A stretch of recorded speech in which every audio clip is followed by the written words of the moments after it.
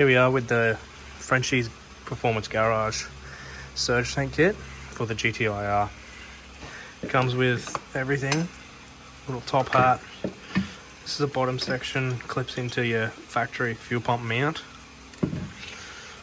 Hose that goes on the main pump, and then your sections of the tank. And they've already pre-crimped it, so they've pre-crimped these nickel contacts on there, which are pretty decent contacts. Looks like they've got the double crimper too, which is good, which is the AF8, which is really good, not some cheap rip-off crimper. This is a little plate that goes on top of this pump and pushes it down into here, which I'll show you soon. And some connectors. They give you the filter and more connectors. Yeah, I'll go through installing that inside. So mine came with the lifter pump already on. They want you to install the lifter pump. See, that's this silver piece is the holder from your original pump. So they want this filter, this flat section, to be directly in line with that. Obviously, then this sits flat on the bottom of the tank.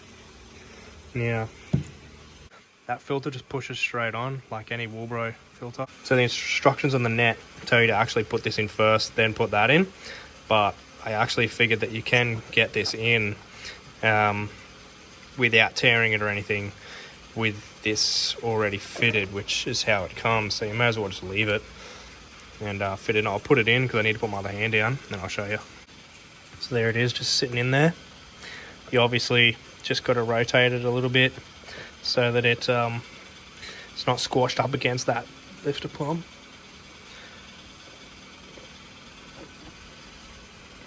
And then we put this top hat on. This little holder, you could imagine, goes down and over the top like that, with the wires going through it obviously, and it clamps it down through those two bolt holes. There's little riv nuts in there.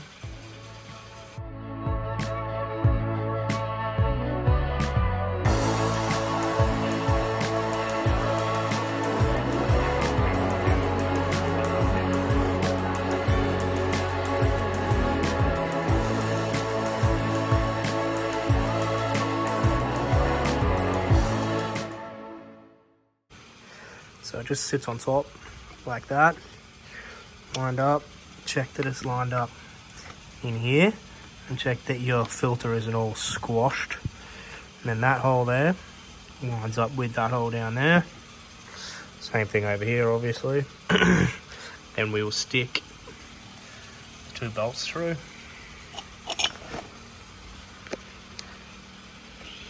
Just through there.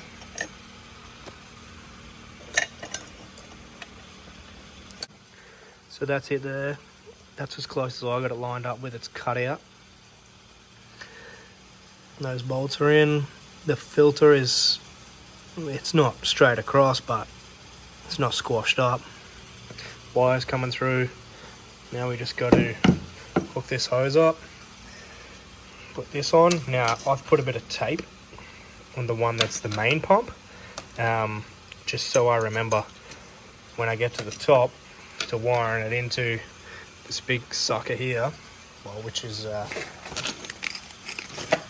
this big sucker, that I wired around the right way so that then I can wire it up correctly within the PDM or the relay in someone else's case. That's the middle section on, that hose on. Still haven't connected that wire, but as you can see, the lift pump just pumps it into this chamber, which then the fuel will fall down into the pickup for the main pump. So you won't ever get surge. Now this is the top section that goes on there. You've got 3 holes here. It's pretty self-explanatory, you can't really stuff it up, but this big one is where your push lock to AN fitting goes through. It's the only one that'll fit. This here is your return. So this hose goes through there like that, and it goes onto there. So I will slide that over and sit it in place, and then I'll show you how it all fits together. So that's what it'll look like before you put the top hat on. So you've got your wires coming through here. You've got your main fuel feed there, which screws onto, obviously, to the bottom here to your pressure port. And then now this return, so this is your return, right? If you look at it like this is your return pressure. This is your suction from the other side of the tank. Now if you turn it over, there's a blank in the return port.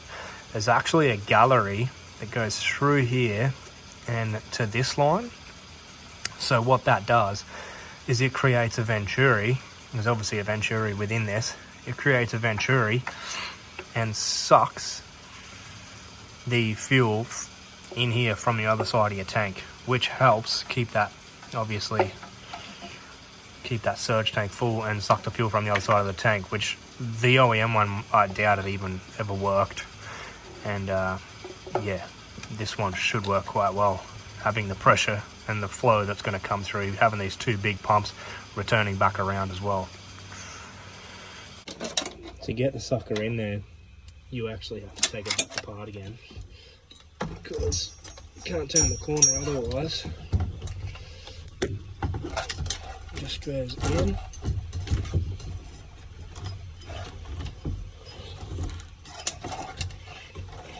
If you feel down in there, you can feel the OEM clip.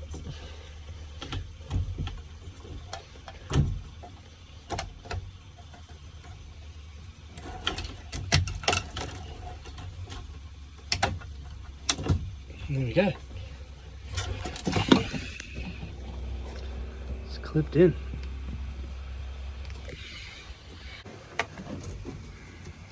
One more step. So there's that cylinder with no top or bottom slipped over it. Now we got to put the top on.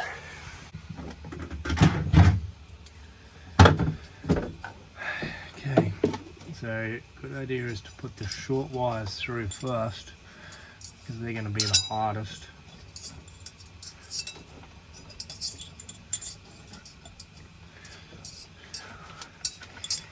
And they are the hardest.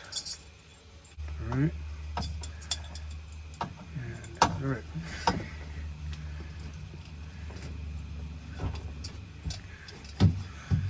Now this one.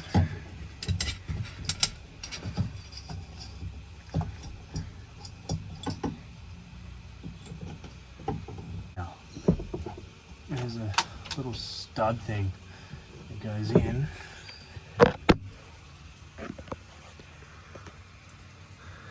In that hole, it goes out and pushes against the tank, and then there's a little jam nut. So I'll just nut out how I'm going to do this. I might have to lift that out again a little bit, wind it right in, put the top back on, and then start winding it out towards the tank. So this is that shaft. It goes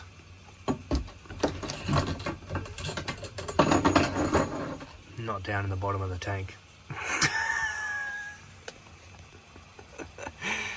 I'll get that out. So I've wound it on, just had to pull it off a bit, and I've wound it all the way into this. Blow up. That's where it goes. Pushes against the tank there, which pushes against that, and you wind that jam nut down onto there to hold it. So, alright, I'm just going to push it up nice and hard.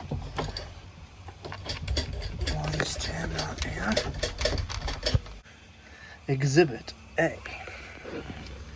So there it is there, mine random connector just floating around in there. It's for my sender that I don't have. Normally there would be a sender just here, by the way, but I don't even have one because race car. So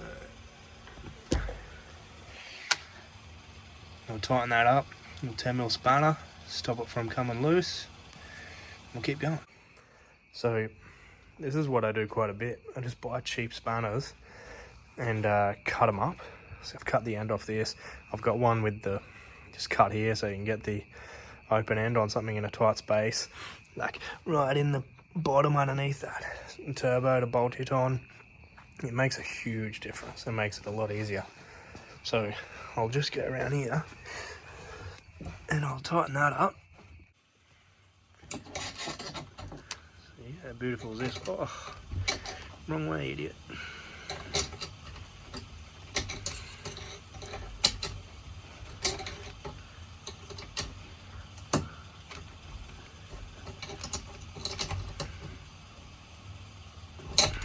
Pretty damn solid. Pushed up hard in that corner. Jam that tightened up there. On their website they have all the instructions. They have a wiring diagram instruction. So best to look at this and get which one is pin 1, 2, 3 and 4 from the DTP4 connector, which is your fuel pump connector. Logical way would be pump 1 be your lift pump, pump 2 be your main pump. Then write it down somewhere. So whether you write it down on a piece of paper or you actually write it down on the computer, doesn't really matter, but just make sure you write it down. You don't want to stuff this up at the end because you have to pull your tank back apart. The DTM3 connector is your fuel level sender connector. That's wired into your OEM setup. So just make note of that too and probably write that down as well.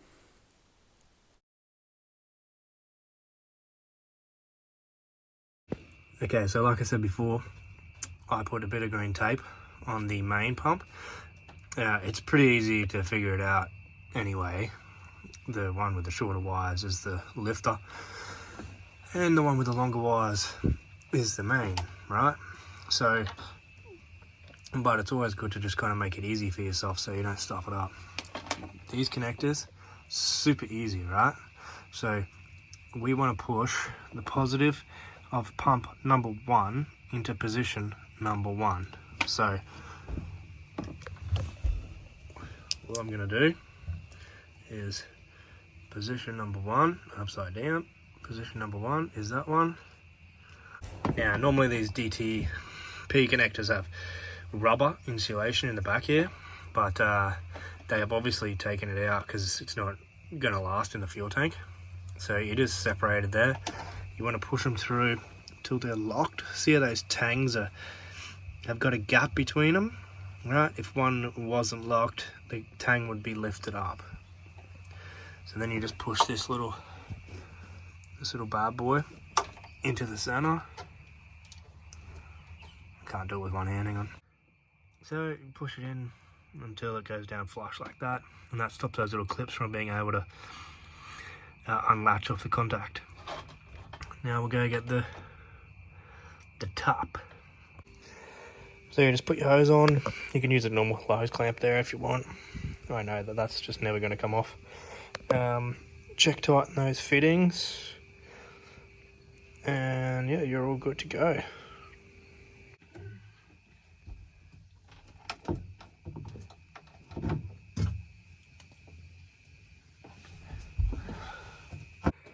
Okay, so I've just plugged it in. Alright, now you've got this to feed on to the bottom here, onto that one.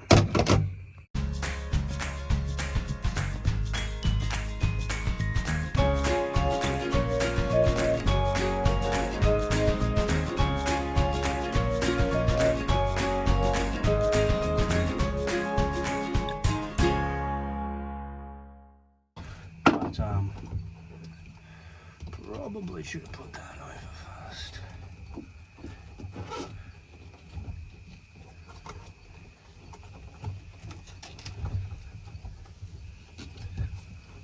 You can get these new from Nissan too, these seals. Because they fall to pieces.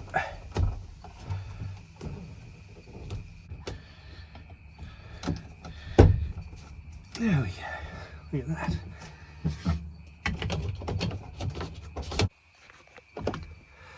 So, pressure, return, venturi from the other side, your pump feeds and grounds, and then your sender. That's a pretty neat little setup in the end, isn't it? All in the tank, 1460 a 255 pickup, probably, oh, you'd say at least 500 horsepower worth of fuel.